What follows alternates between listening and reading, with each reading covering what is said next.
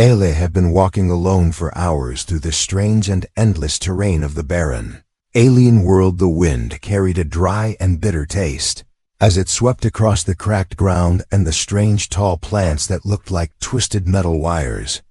Reaching for the pale sky around him, there was no sound of life, only the echo of his own footsteps and the distant hum of unknown machines buried deep under the surface or high above in orbit.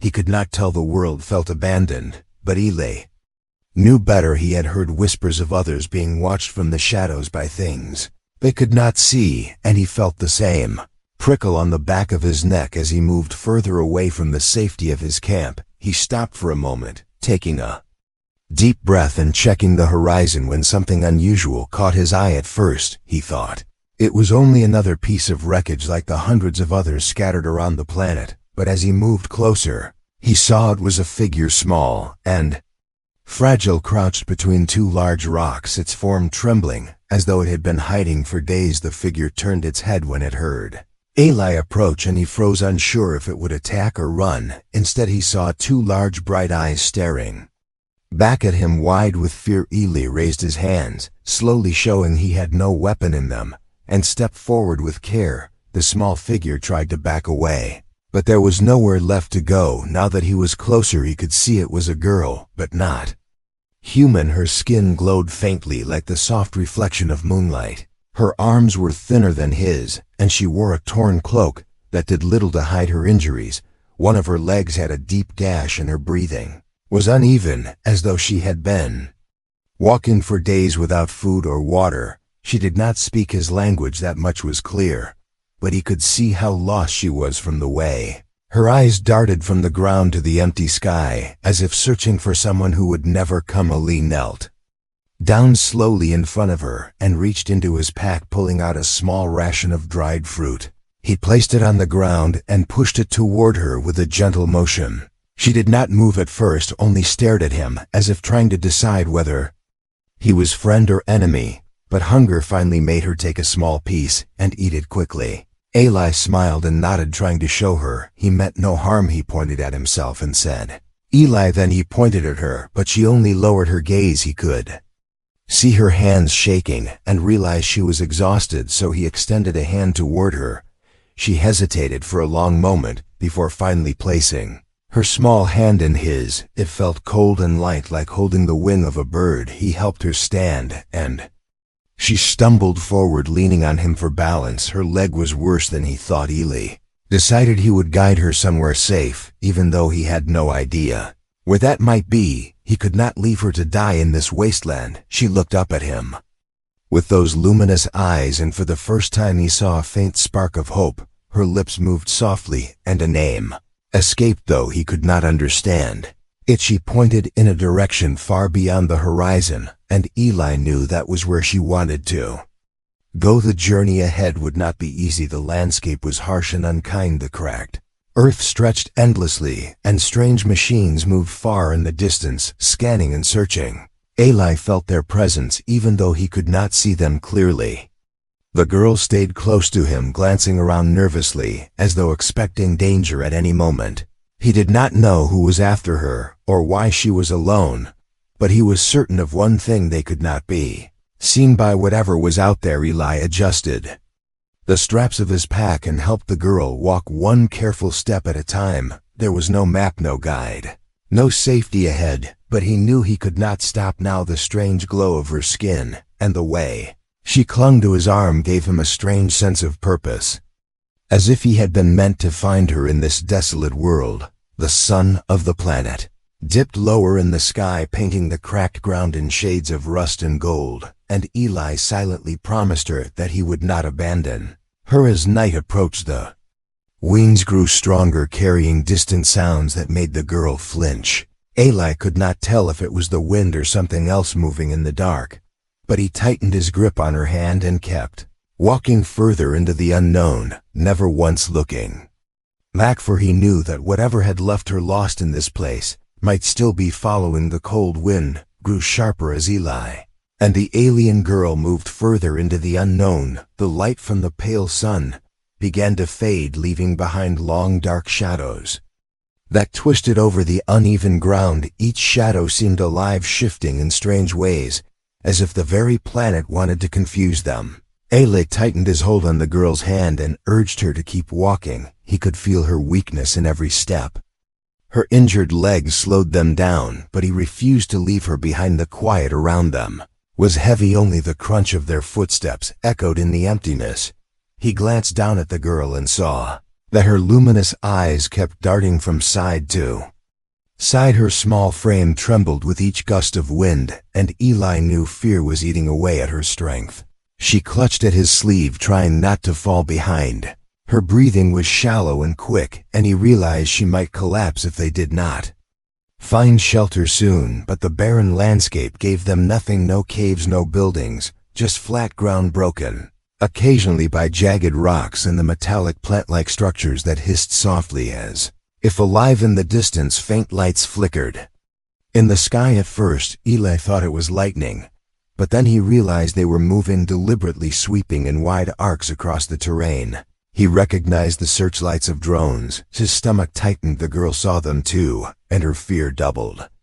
She made a sound close to a whimper and tugged on his arm, pointing toward the lights, and then toward the ground, as if telling him they must hide. Eli scanned the area desperately until his eyes landed on a large split in the earth just ahead. It looked like a shallow ravine created long ago by some forgotten quake. It was not much, but it might hide them.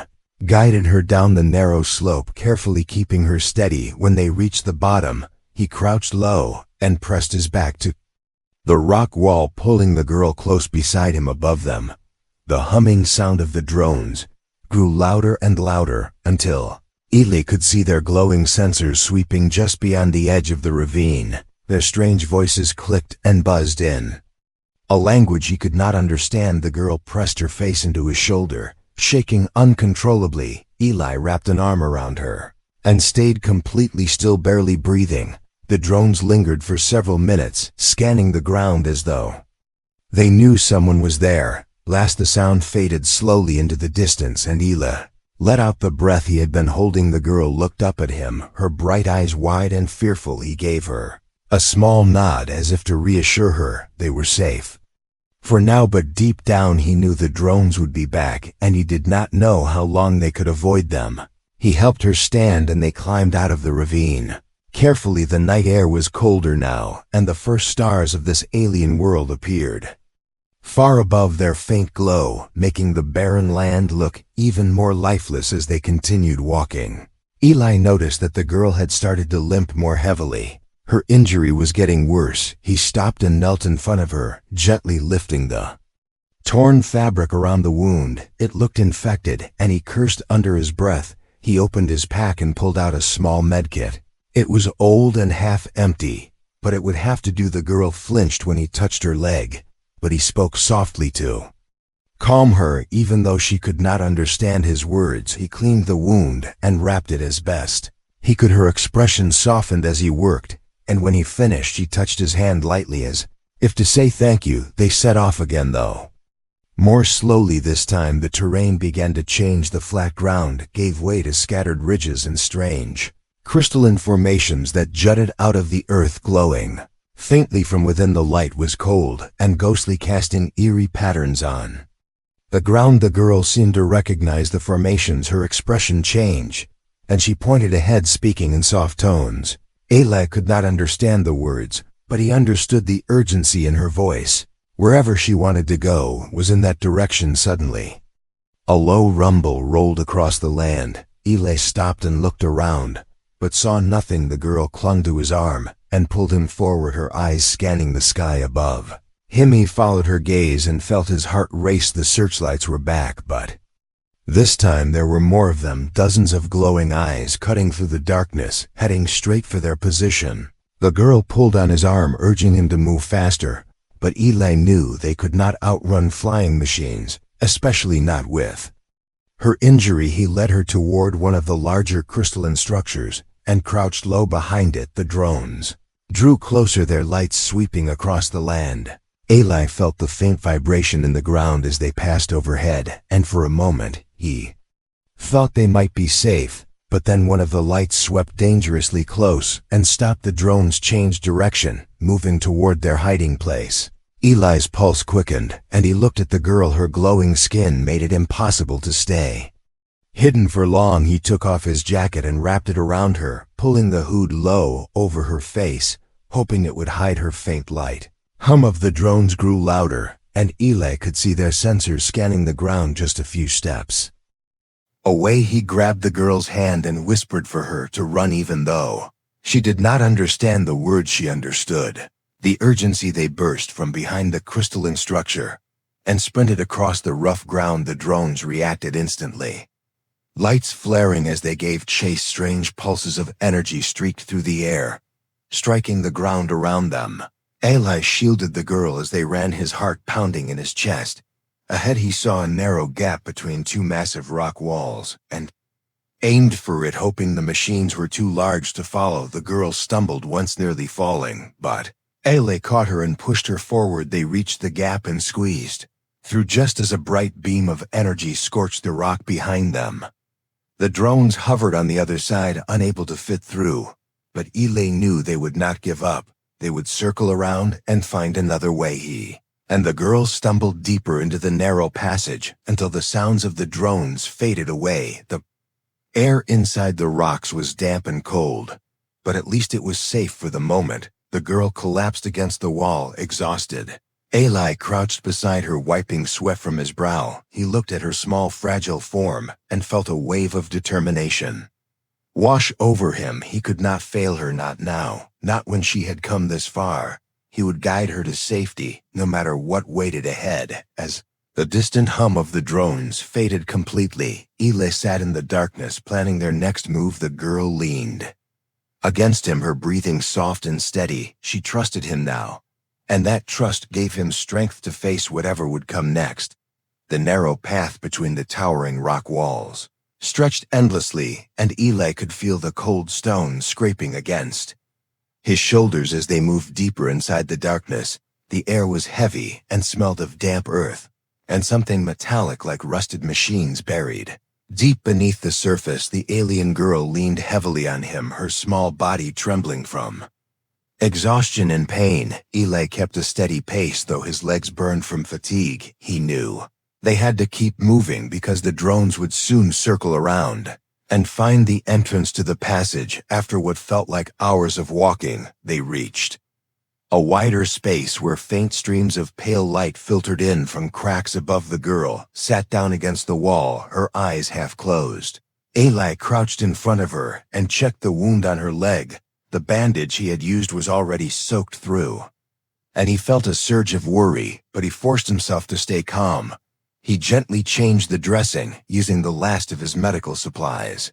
The girl winced at the sting, yet she did not pull away. Instead, she watched him carefully, as if trying to understand why a stranger would show such care. Eli spoke softly, even though he knew she could not understand his words. He told her they would make it out. He promised her he would get her to safety, and as he spoke, he noticed how her luminous eyes softened, as though the sound of his voice alone gave her comfort. When he finished tending her wound, she reached out with trembling fingers and touched his arm, then pointed at herself and said a name.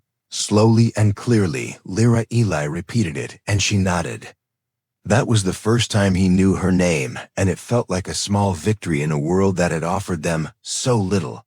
The sound of distant humming returned, and Eli tensed. The drones were searching again. He helped Lyra stand and guided her further along the path until the rocks opened into a valley filled with strange alien flora. The plants glowed faintly in shades of green and blue, casting an eerie light across the valley floor. Eli could see large tracks in the soft ground, as if massive creatures had passed through recently, and he felt a chill travel up his spine. Lyra moved closer to him, pointing at a faint glimmer on the far side of the valley. She spoke quickly in her language, and though Eli did not understand her words, he understood her urgency. That was the direction of her people, perhaps a city or a ship. He did not know, but it was clear that reaching it was their only chance at survival. The valley was vast and exposed. There was nowhere to hide, and Eli knew the drones could easily spot them from above, but they had no other choice. He whispered for Lyra to stay close,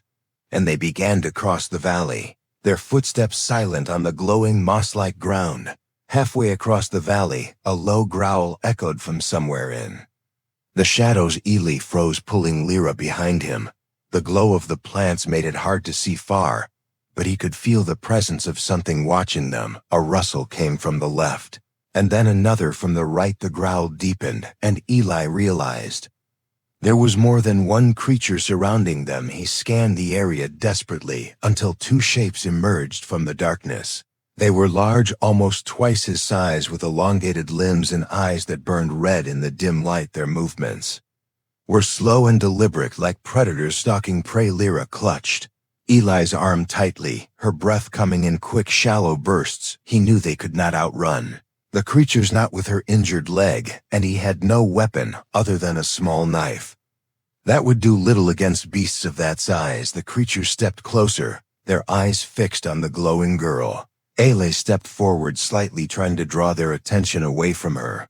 He shouted at them, swinging his arms and making himself look bigger, but the creatures were not easily intimidated. One of them lunged forward with a speed that shocked Eli. He pushed Lyra out of the way and barely rolled aside as massive claws tore into the ground where he had stood. He scrambled back to his feet and grabbed a long piece of broken crystal from the ground, holding it like a spear. The creature lunged again, and Eli drove the sharp edge into its shoulder. It let out a deafening roar and staggered back. The second creature charged, and Eli braced himself, but before it reached him, Lyra raised her hand and let out a high, piercing sound unlike anything Eli had ever heard. The sound reverberated through the valley like a pulse of energy, and the creatures stopped dead in their tracks. They shook their heads as if in pain before retreating slowly into the shadows, their red eyes fading away.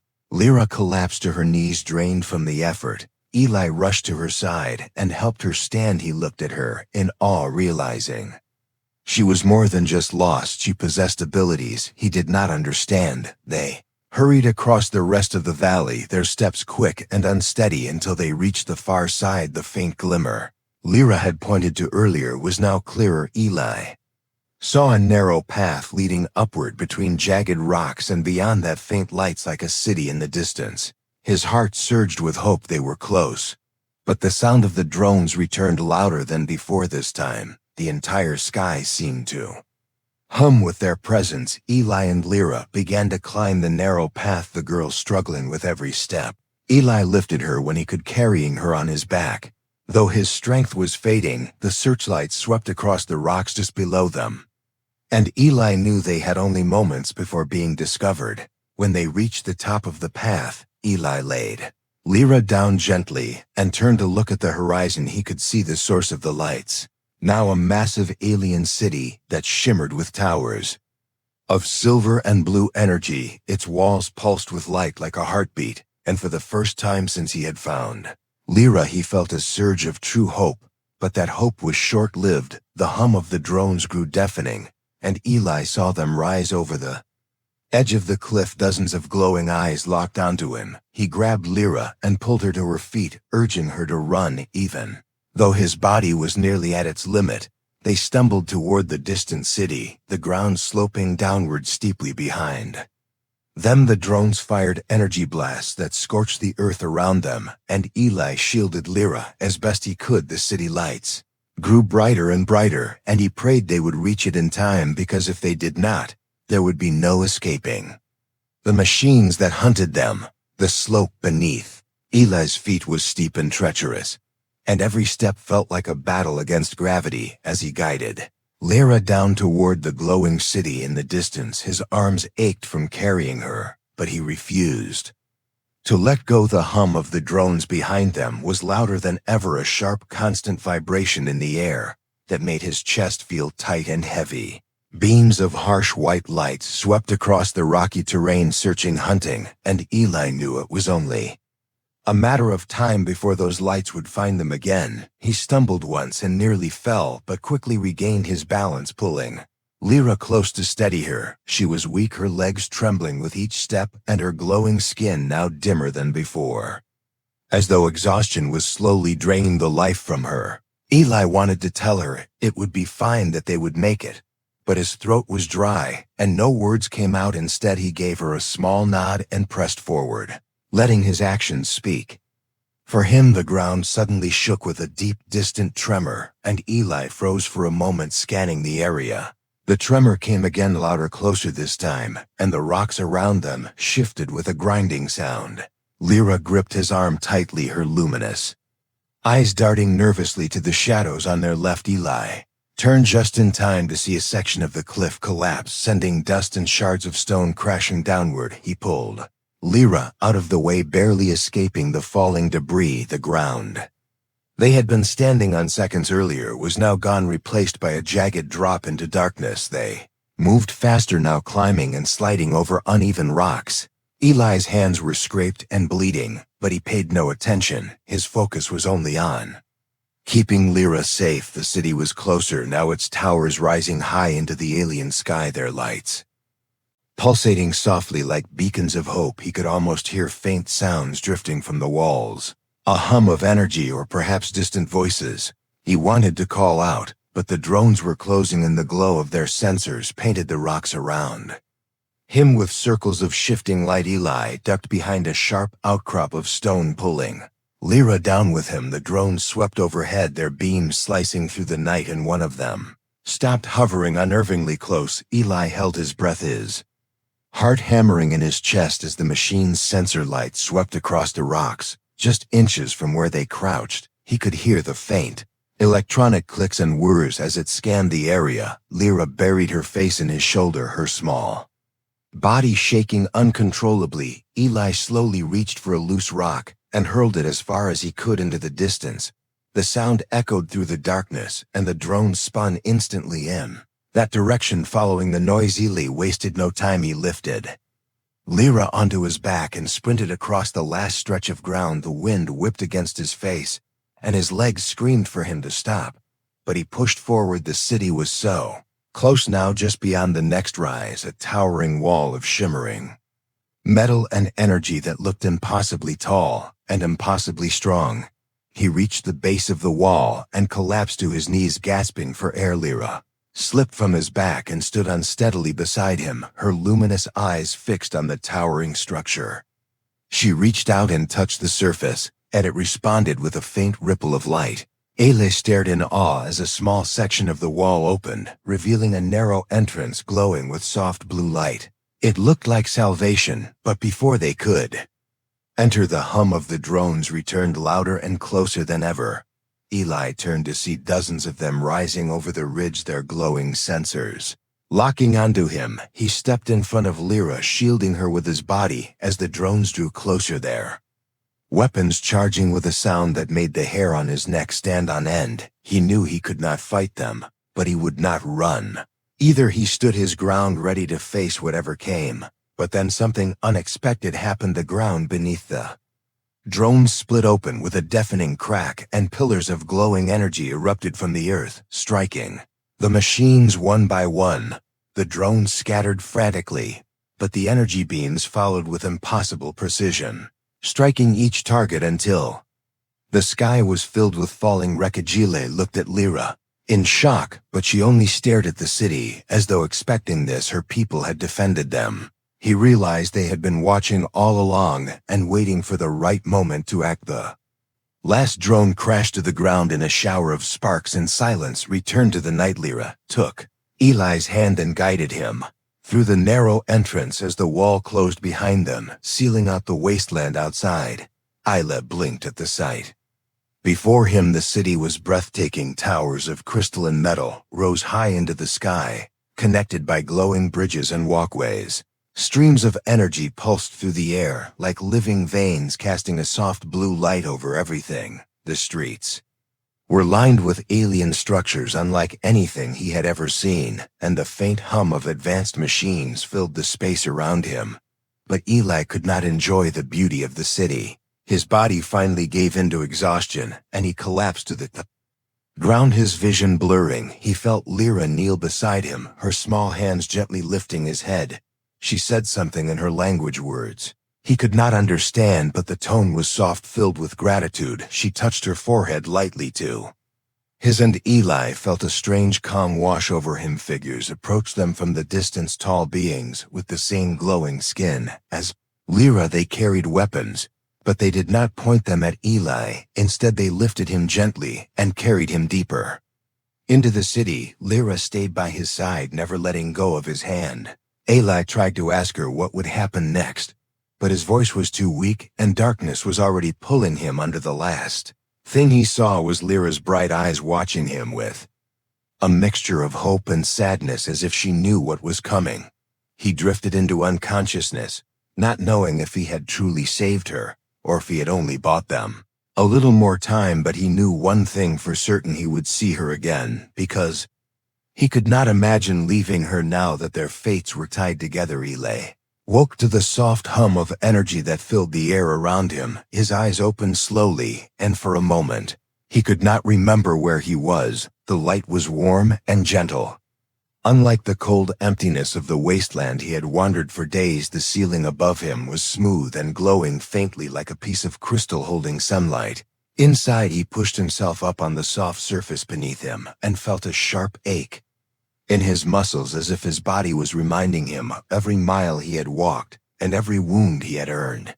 He looked around and realized he was inside a chamber unlike anything he had ever seen. Its walls curved upward with no visible seams, and faint streams of blue light flowed along the edges like rivers of energy. There were no doors, only archways that opened into other chambers, and he could see tall figures moving silently beyond them, their glowing forms reflecting the same radiance. As Lyra, Eli swung his legs off the bed and stood slowly. His head was still heavy, but his instincts told him he needed to move. He stepped into the main chamber and found Lyra waiting for him. She was dressed in clean robes now, and the injuries she had carried for so long were gone. Her luminous skin shone brighter than before, as if the safety of her home had restored her completely. When she saw him, she hurried forward, her small feet barely making a sound on the polished floor. She stopped in front of him and looked up with those bright eyes filled with warmth and gratitude. She reached for his hand and held it between her delicate fingers, speaking softly in her language, though Eli could not understand the words. He could feel their meaning. She was thanking him not only for guiding her home, but for staying with her when it would have been easier to leave her behind. Eli gave her a tired smile and shook his head as if to say it was nothing, though deep inside, he knew it was not nothing. It had been the hardest thing he had ever done, and yet he would not have changed a single moment. He knelt slightly, so they were at the same height, and said her name, Lyra. She nodded, her glowing hair falling softly over her shoulders, and whispered his name in return. Before Eli could say anything more, the other figures entered the chamber. There were 3 of them, tall and regal, their presence filling the space with quiet authority. They spoke in low tones to Lyra, who listened intently before turning to Eli. She gestured for him to follow, and he did, though he did not know where they were going. They led him through the glowing halls of the city until they reached a wide balcony overlooking the world outside. Eli gasped at the sight. The wasteland he had crossed now seemed far below, like a distant scar on the planet's surface. The towers of the city rose high into the air, glowing like stars, and streams of light flowed between them like bridges of energy. It was a place of unimaginable beauty and power, and Eli knew he was seeing a civilization far beyond his own. One of the tall figures approached him and extended a hand holding a small object. Eli looked down and saw it was a keycard unlike any he had ever seen. It was made of some unknown material that shimmered with layers of color shifting as it caught the light. Delicate symbols were etched across its surface, glowing faintly as though alive. Eli took it carefully, feeling its strange weight in his palm. He looked at Lyra questioningly, and she stepped forward, placing her hand gently over his, the keycard between them. She spoke softly, and though he could not understand the words, her expression told him it was important. She pressed the card into his hand and closed his fingers around it, then stepped back, watching him with those bright eyes that now carried a hint of sadness. Eli understood then. This was a gift, not just of thanks but of trust. He did not know what the keycard unlocked, or why it was given to him, but he knew it carried meaning far greater than he could yet comprehend. He slipped it carefully into his pocket, feeling its presence like a promise of something waiting for him in the future.